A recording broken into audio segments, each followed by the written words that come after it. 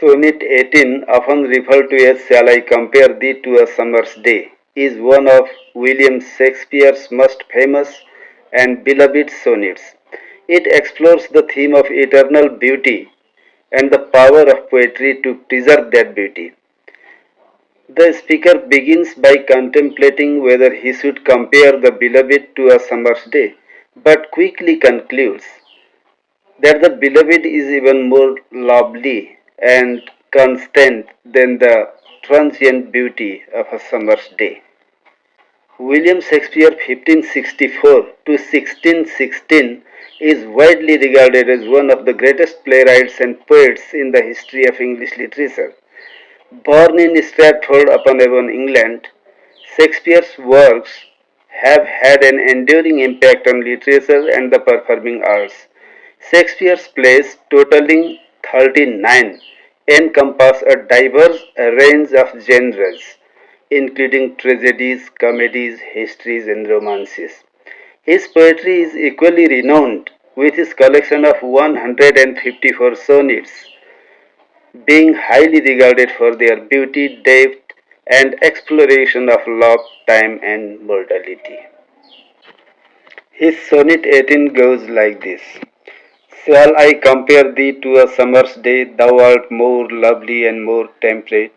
Rough winds do shake the darling birds of May, and summer's lease hath all too salt a date.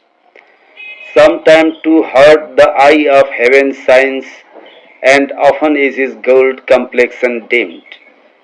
And every fair from fair sometime declines by chance or nature's changing course untrimmed.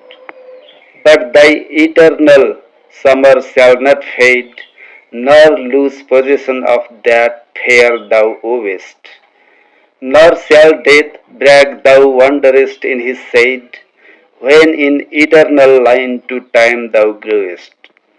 So long as man can breathe or eyes can see, so long lives this and this gives life to thee. In the first quatrain, the poet establishes a contrast between the beloved and the fleeting nature of summer.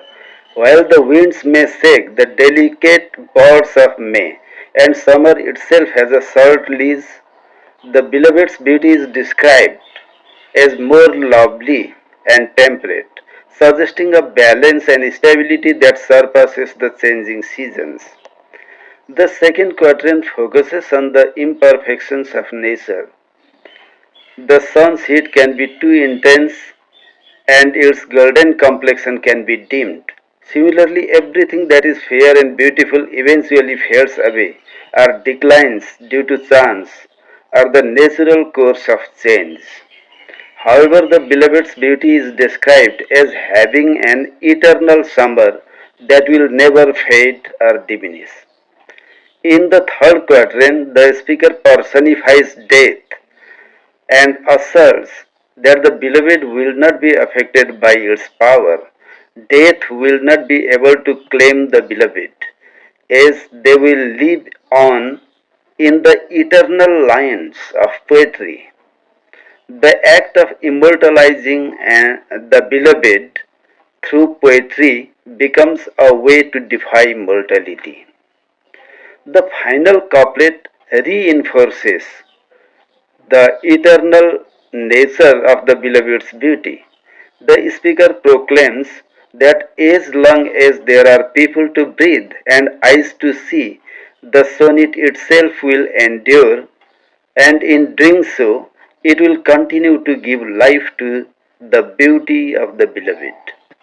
Sonnet 18 encapsulates Shakespeare's belief in the transcendent power of poetry and its ability to immortalize beauty and love. It celebrates the eternal nature of art and enduring legacy it can create, preserving the beloved's beauty for generations to come.